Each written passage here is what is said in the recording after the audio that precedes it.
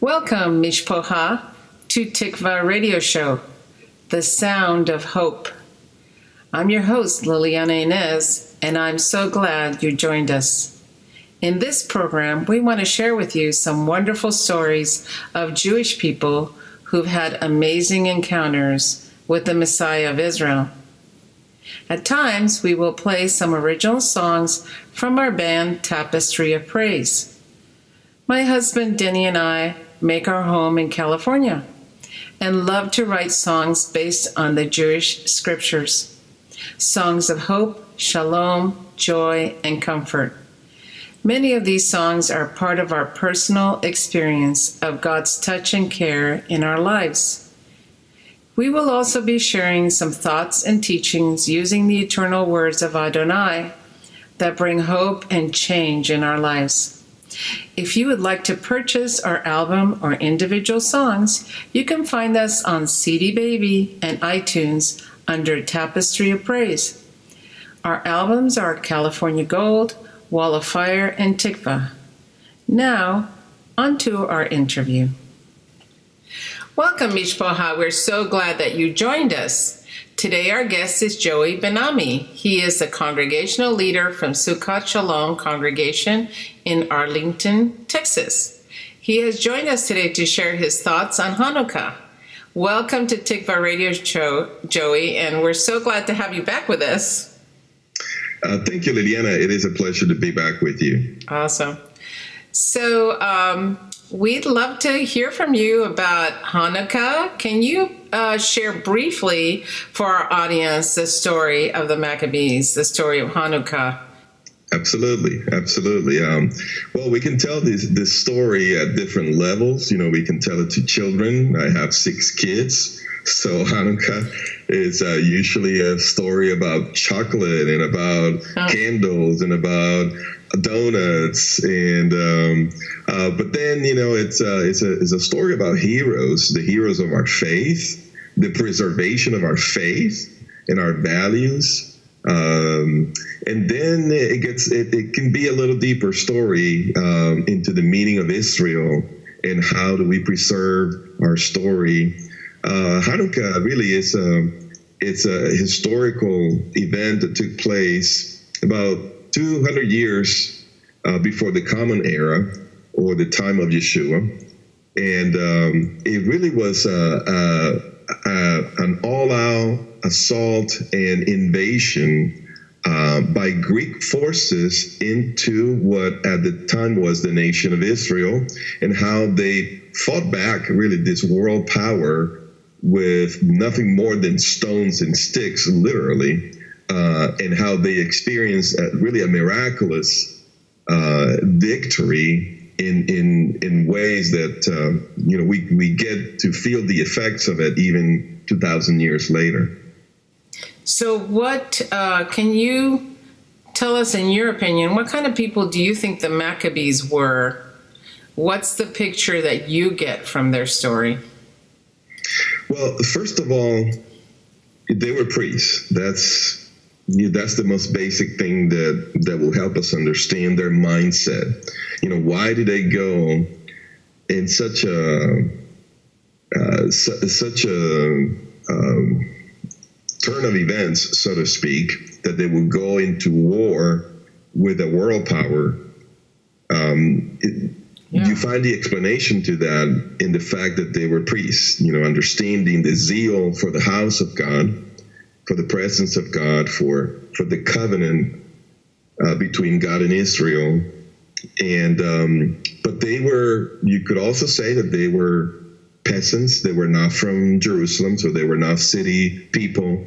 They were living a life that was peaceful and minding their own business in terms of their relationship with God and their priestly duties. And they were thrown into this world stage in a way, kind of like you would have soldiers coming out of regular homes, regular families, and then they're thrown into combat situations where they perform heroically. And so these were regular folks, regular people, who have a passion for God, that were regular in terms of their occupation and their family life, but certainly not in terms of the passion that they felt toward their God and their covenant. And they lived in a time that was very difficult because Israel was under domination by all kinds of empires at the time, and the one that had to turn at their time was the Greeks, and so they found themselves caught in the middle of people vying for power, and it affected them so much so that they had to go out and fight for the sake of their own homes and their own families, and to defend their country. So in some ways they're regular folks, they're religious people, they're faithful to the God of Israel, and they fought for that. Was there the greatest difficulty they had during this time in history in Israel? What was the enemy trying to do that endangered them as a chosen people? That's a great question. They found themselves under oppression. They at the time, Israel had come back from Babylon maybe 150 years, 200 years.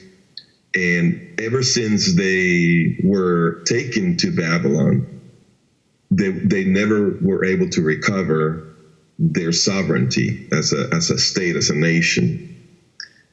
And you combine that with the hopes and the expectations of the Messiah to come and deliver them, and the prophecies, like Daniel's prophecy and Zechariah's prophecies that talk about the end times and the fight between the powers of evil and the powers of on God's side. And I think they saw themselves as, this is talking about us, that we are the ones that are under oppression. We are expecting the Messiah to come and deliver us. And I think their understanding of it was rather active, not so passive.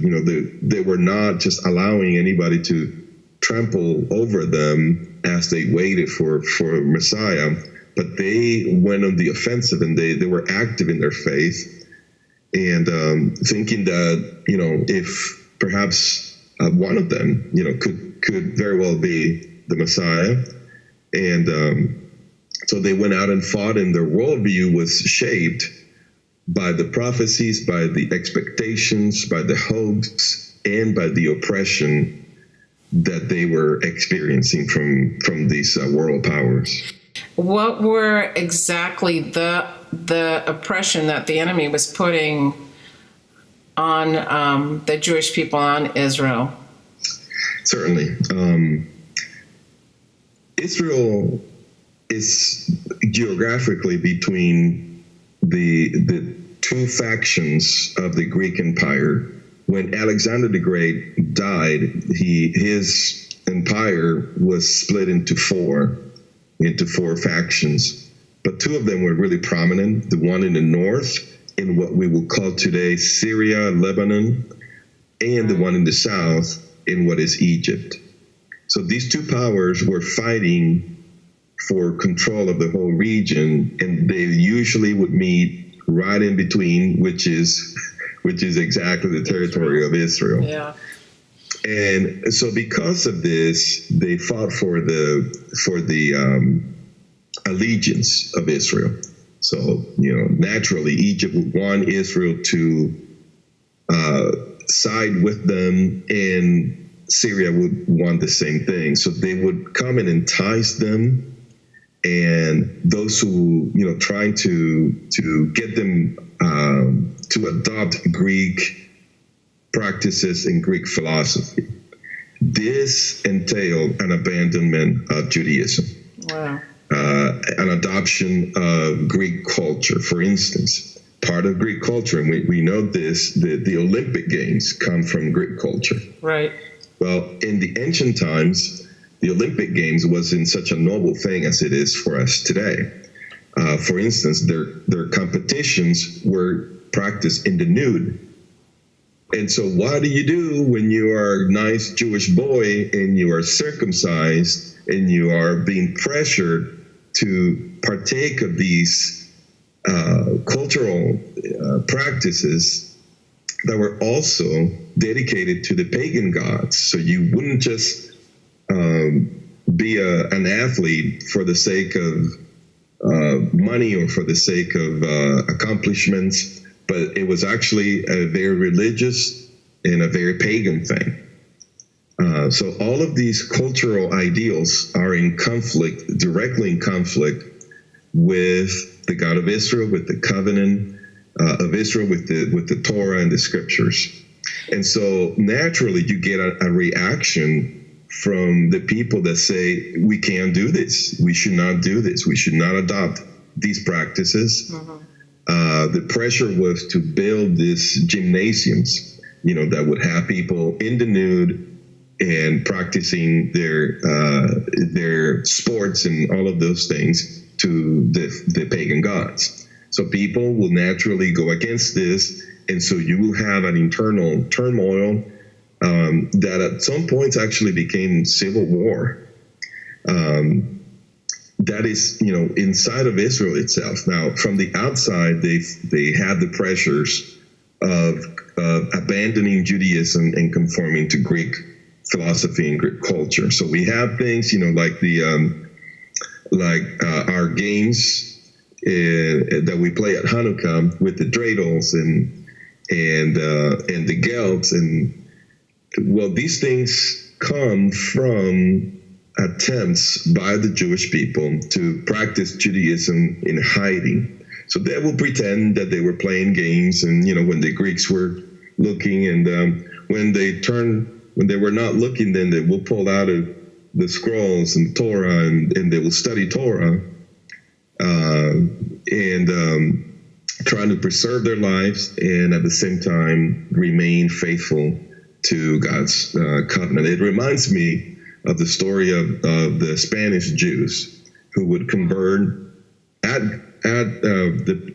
by force, but yet in their homes they would preserve their identity, their Jewish identity, in practicing Judaism. Yeah. So it's not unlike that. And so what the enemy was trying to do was really to destroy the Jewish people to prevent the coming of the Messiah. And he has tried this in many different ways.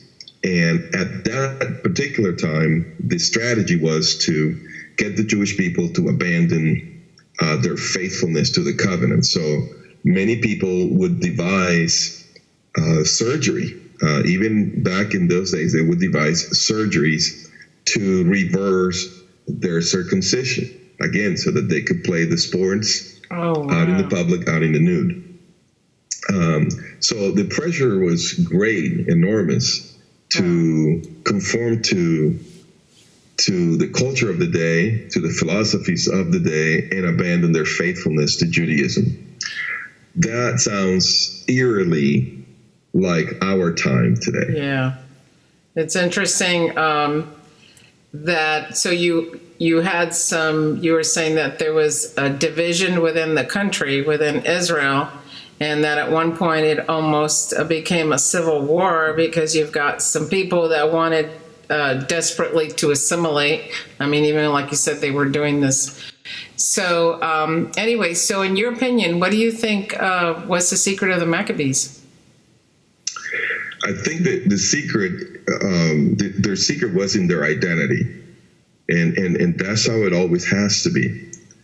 The secret is in allowing your identity to inform your practice. When there is a disconnect between who you are and what you do, you can have the moral fortitude to stand against the forces that are coming against you. So what was their identity? Well, their identity was, as we spoke earlier, that they were priests. So they were people who had been trained from childhood in the home and by their parents. They were trained to appreciate the presence of God, to understand and discern how and why they should live a holy life to remain and keep themselves qualified to be able to serve in the temple. So their worldview was really the book of Leviticus as priests. So understanding what makes a person clean and unclean, what makes a sacrifice qualified and acceptable or not, and what is the meaning of, going to the temple, worshiping God, offering a sacrifice, and some of the sacrifices were of such nature that the person who offered the sacrifice was able to actually eat part of it. Certainly the priests were able to eat of the portions of many of the sacrifices, and these meats were holy. They could bring up, some of them, they were able to bring them home. Some of them, they had to eat them in the temple. So if you're going to bring meat that is holy to your home, for instance, at Pesach, during the time of Passover, yes, you need to know then what makes things clean or unclean. So that you know who in your home is clean and who is unclean, who is able to partake of the meat and who is not.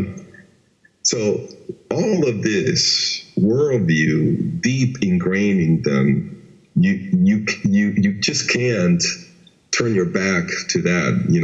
Once you grow up this way and you're training, and this is so deep inside of you.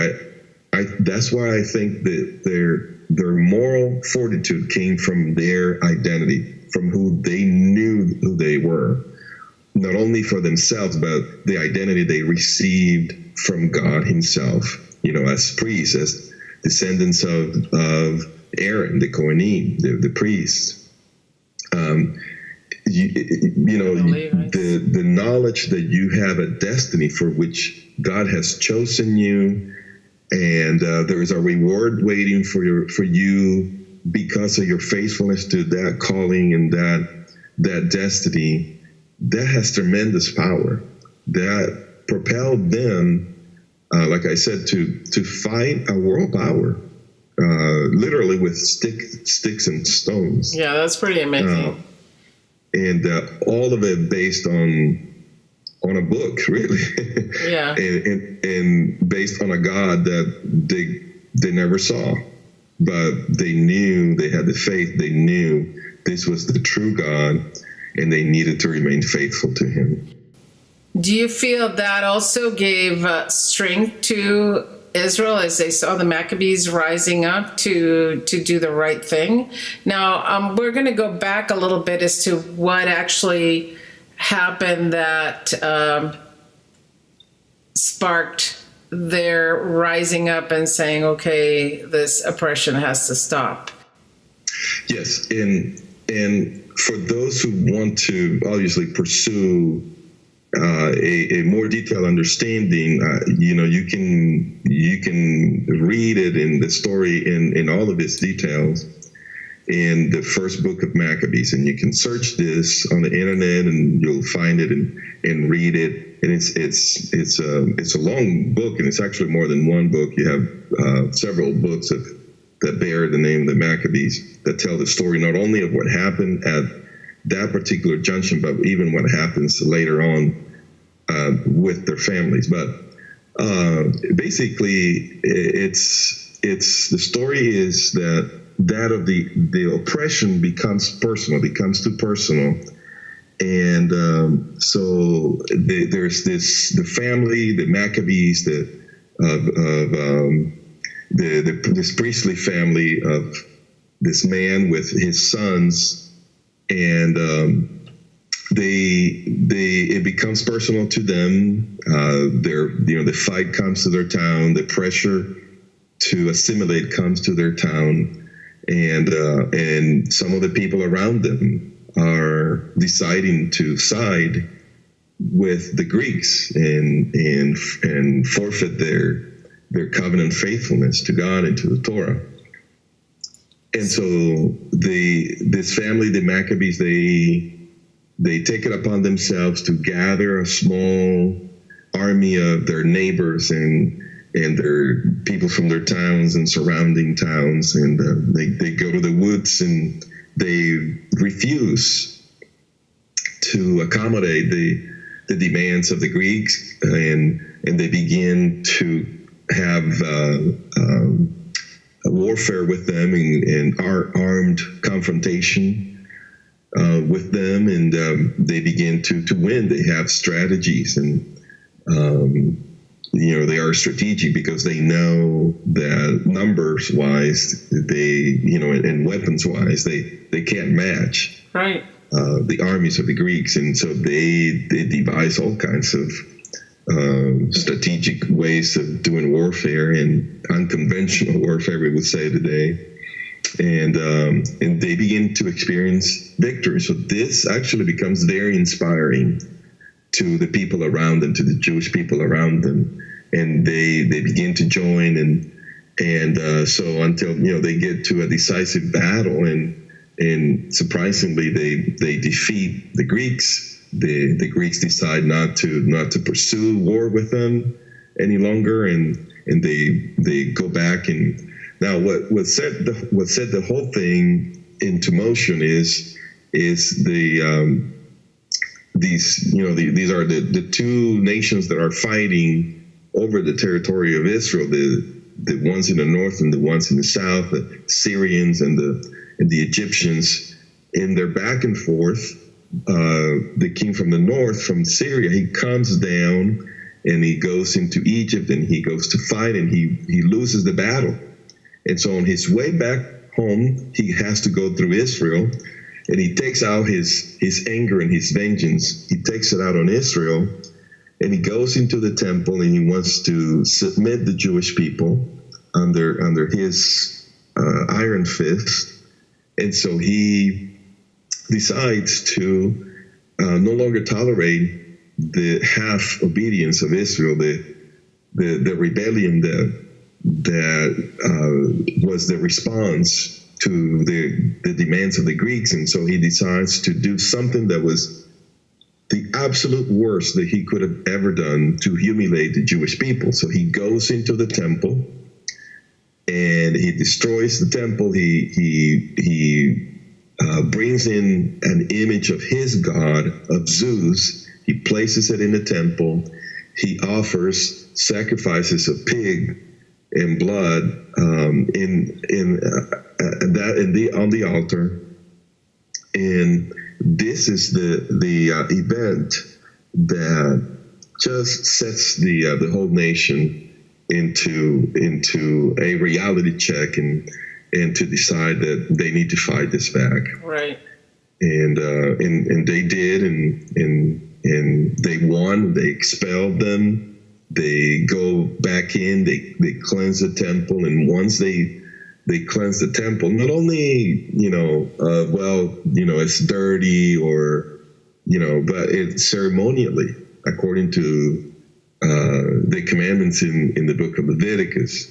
They come in and they cleanse the temple, and that's where the story comes, where they are ready to rededicate. That's the actual meaning of the word Hanukkah.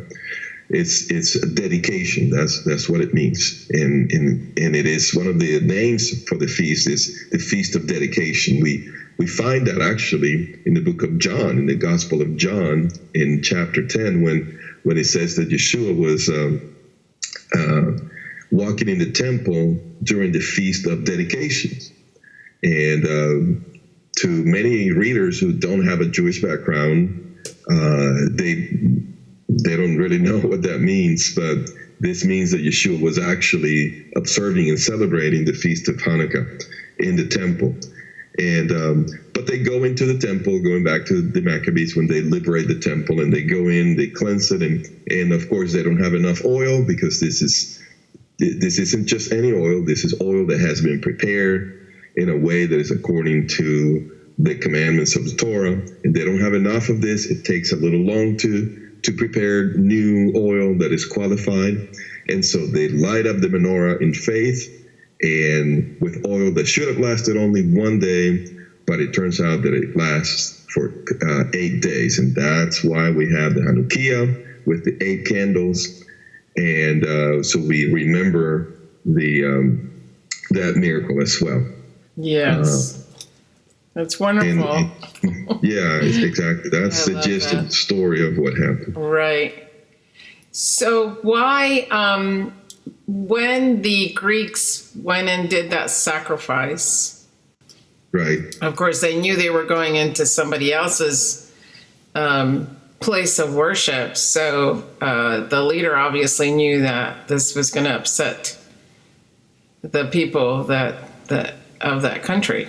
There are laws with the temple that certain things had to be done to keep the place holy, because God's presence would come into that temple, and He's a holy God. And how do you feel about that? About God's heart to be present to His people, and of course the people now, they weren't able to be there in the middle of God's presence because the temple was desecrated. That was something must have been touched in the heart of the Maccabees, of the priests, who were able to be in God's presence on a regular basis and could experience God's presence. Do you feel that God's presence is something that is tangible? Have you had an experience with God's presence? Can you share a little bit about that? Absolutely. It all comes again, like most everything, it comes from the Torah. In the Torah, in Exodus, we see, Moses receives the tablets with the commandments. He comes down. People are worshiping idols. He throws it. He goes back up, and God says, I'm not going to go with you, Moses. And Moses says, absolutely, I will not go anywhere if your presence does not go with us. And so he secures God's promise that He will go with him and that He will go with the people of Israel as they go through the wilderness and go into the land that was promised. That is a profound core value that the Maccabees would have had. To lose the temple is whether it's destroyed or out of use or invaded and desecrated. It was the unthinkable. It was the thing that you would say, life can't go on this way. Just very much like Moses expressed to God Himself. And so we have to understand where that deep sense and value for the presence of God comes from the Torah itself and from these stories. And in that sense, then to experience the presence of God really is what we were created for, and is the greatest experience that we could ever have. To experience the presence of God, we don't need to be in a temple, though. This is what the Jewish people began to experience when they were deported to Babylon. They organized, and that's where the synagogues came from, where people gathered together and they prayed. They were able to pray the same prayers that they prayed in the temple. They were able to convert them into the synagogue liturgy, and so reenact, so to speak, what the temple would have been like. And we see this then going into the times of Yeshua, and Yeshua makes a statement, and he says, the Father is seeking for people who will worship him in spirit and in truth. So he has given us the Spirit of God, in which we experience the presence of God and we're able to worship him. And then the New Covenant Scripture makes it clear that we are the temple of God, not in replacement of the physical temple that is still yet to be, even today, on the Temple Mount in Israel. That would never be replaced. But what it is that in addition to that temple, we ourselves are also the recipients of the Spirit of God and the presence of God. Now, I had a tremendous experience the first time I went to Israel in 2012. And so when I went, I went, the moment I landed, I'm like, okay, God, what is the key that you want to show me? And the days went by. I was there for 10 days. And it wasn't until the 9th day that the Lord showed me what he meant. And here's what happened. That was the day that I went to visit they call it the Western Wall, the Wailing Wall. Right. And when I got to that place, it was just the most unexpected thing that I could ever imagine, to experience the presence of God in a physical way. You feel that in the entire city. But when you go to the Temple Mount, to me at that time, I'd never experienced the presence of God in such a physical, almost palpable way. And it was at that time that the Lord showed me the key was that we can have both. We can have the spiritual presence of God and the physical presence of God.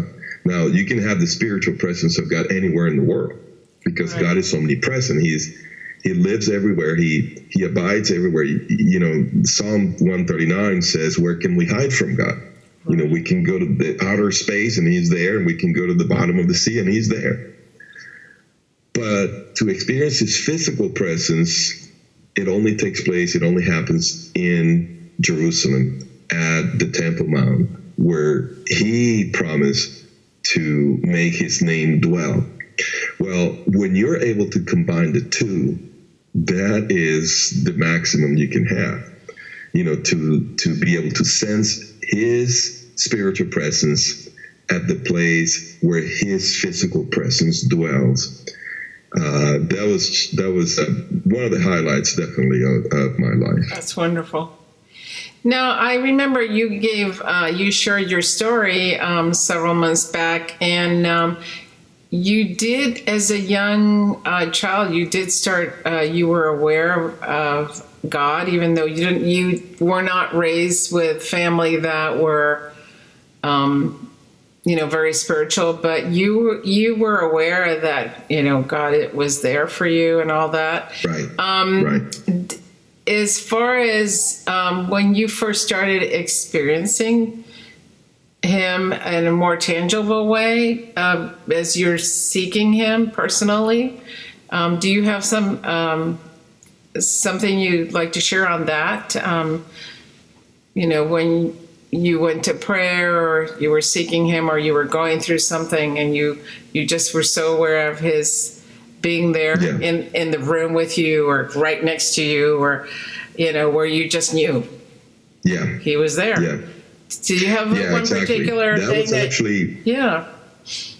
that was actually the very day that I accepted Yeshua as the Messiah.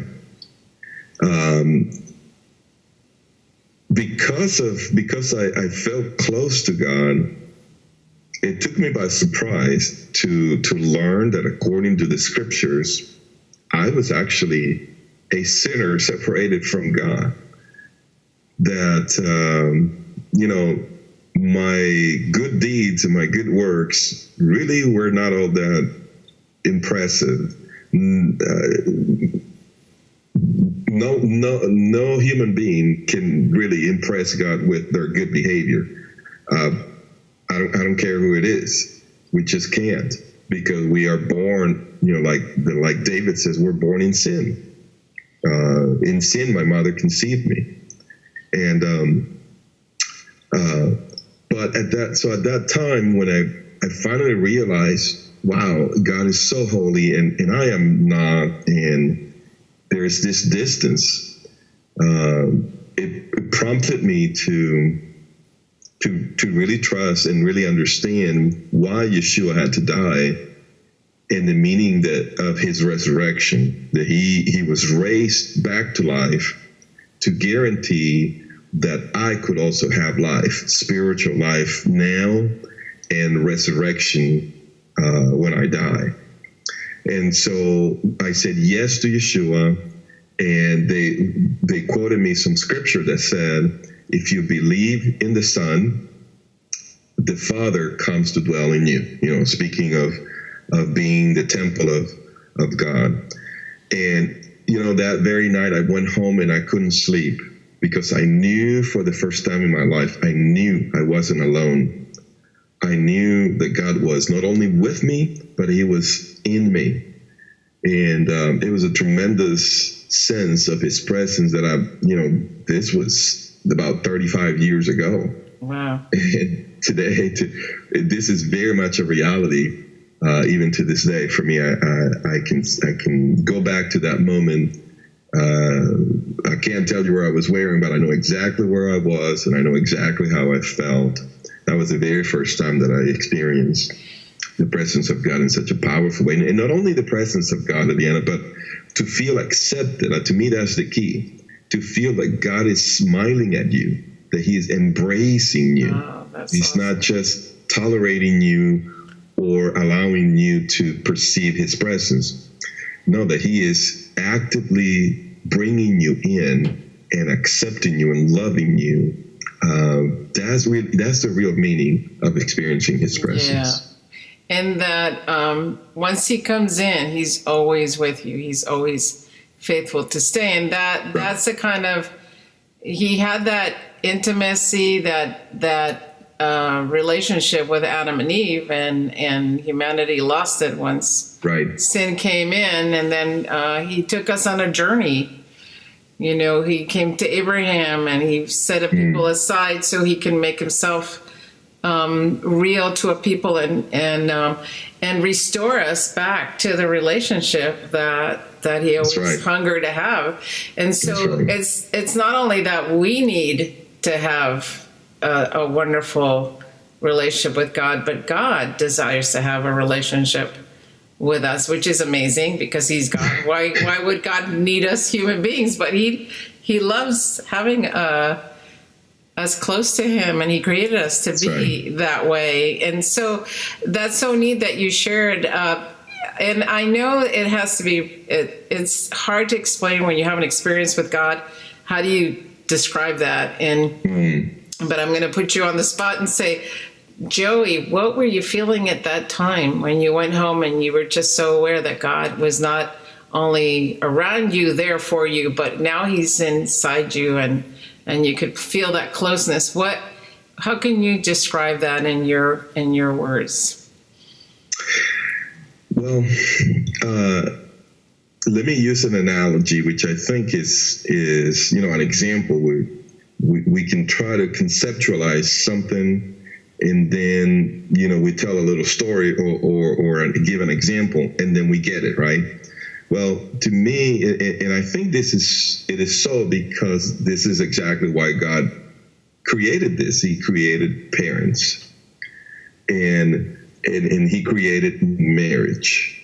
So to me, I would describe experiencing the presence of God as, it's kind of weird, but I would describe it as an embrace, as a hug from your mom, from your dad, from your wife, from your husband, or the way you would hug a son or a daughter. To me, that's I don't know, the most significant that I can come up with. Yeah, it's like an intimacy there, definitely. Because you're not going to have a stranger like that. It's somebody that you're close to. Yeah, that that there's a love there. It's obvious that there is a love and a care. Very special. And there is so much that's expressed in an embrace like that it goes way beyond words. You can't put it into words. You can't tell someone, this is how I'm feeling towards you, and this is how I think how I perceive that you're feeling towards me. It's beyond words, but it's very real. What you're expressing too is not only did God send his son to Yeshua to make a way for us to be able to connect with God, and that sin would no longer be the barrier between us. Yeshua became the bridge between us and God. Right. And that, like we said, that God cares about being close to us, not only wants us to be close to him. And we were created to be close to God, that to do life with God, not, on our own. And he wants to live inside us and walk with us and walk life out. He didn't create us to, just to survive and try to make it. So what I wanted to ask you is why did God give us Yeshua? How do we connect with that bridge? And what is it that he wants to share with us at this point in your heart? I feel the Maccabees at that point in time, they were as close to God as they could get. They were in the temple, they were the priests, they did the best they could to do everything right, according to the law. And they had the blessing to be in God's presence. So when the temple was desecrated, that was taken away. And so when they got it back, I mean, it probably meant to them even more. It was even more precious because they were able to, receive back that presence of God.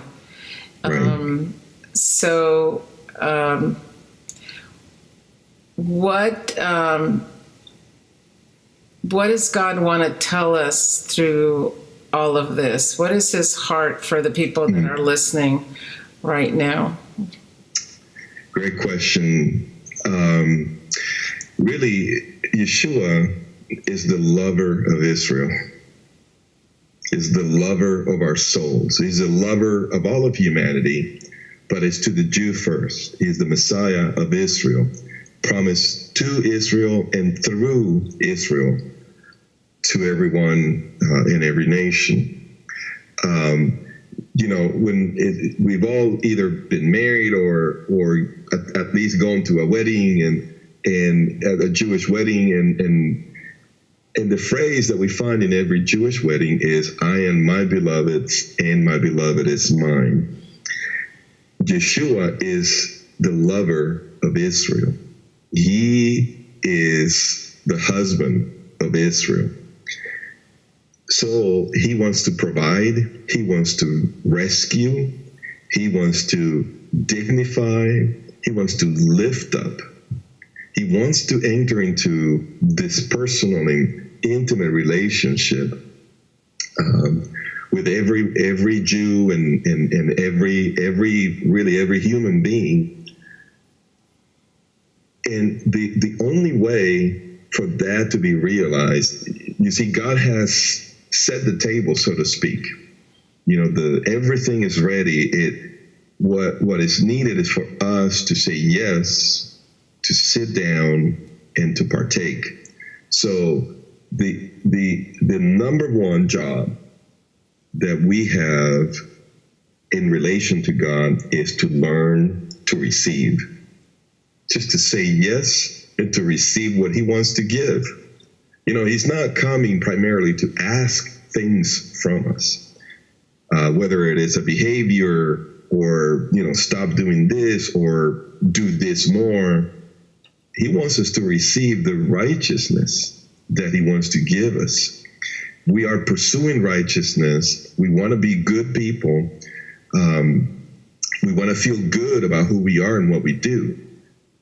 But we don't get to produce that out of of ourselves and on our own. Right. We need to receive this righteousness, and Yeshua is the righteousness of God. He imparts righteousness, which is really, righteousness really is loving people. That's really what it means. You can't be righteous without observing the Torah, but you can't observe the Torah without loving God and loving people. So what God wants to do is he wants to pour his love on us, that we receive his love, that we are transformed by his love, so that then we can love other people. Then it's a natural thing. It's an outflow, and nobody has to command us. We don't serve God out of fear and through commandments, but we serve God because of who he is and what he has done for us, and as a response of what he does inside of us. So yes. I feel that's what he wants to say to us, that Yeshua is the lover that we so desperately need, and he is intimately wanting to relate to us right there where we're at. Yes. We are just about done with our time. Would you like to guide our listeners in a prayer for anyone there that's ready to receive Yeshua as their Messiah? Absolutely. I would be delighted to. In fact, there's a Jewish prayer that I think is the appropriate way to receive the Messiah, obviously. And in Hebrew it says, Baruch atah Adonai Eloheinu melech haolam, asher natan lanu et derech haYeshua, b'Mashiach Yeshua. So that means that we're saying to God, blessed are you, O Lord our God, King of the universe, who has given us the way of salvation in Messiah Yeshua. This is how we receive Yeshua. This is how we say to him, God, thank you that you've provided the way of salvation. I've been trying to do it on my own, in a religious way or in some kind of spiritual way.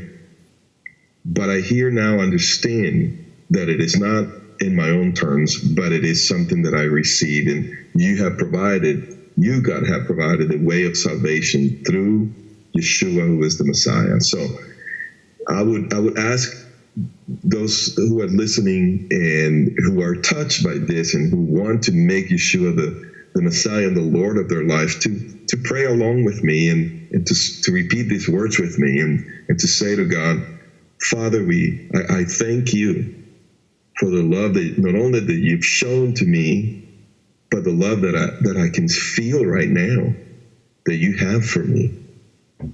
I don't understand everything about Yeshua, but I sense inside of me that he is the light, that he is the truth, that he is the way of salvation. And Father, I want to accept him. I accept him today according to the scriptures, that he died for me and that he rose from the dead so that I may have life. And I thank you for providing him for me at this moment.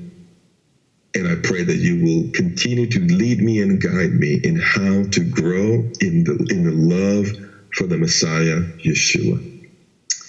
We pray in Yeshua's name. Amen. Thank you for listening to Tikvah Radio Show, the voice of hope. If you have been blessed by this program and want to join us in sharing with others the hope of Yeshua HaMashiach, a gift of any amount will be appreciated. You can donate and contact us on our website at tikvahradio.com. Once again, that's TIKVAH radio.com. Thank you for joining us, and God bless.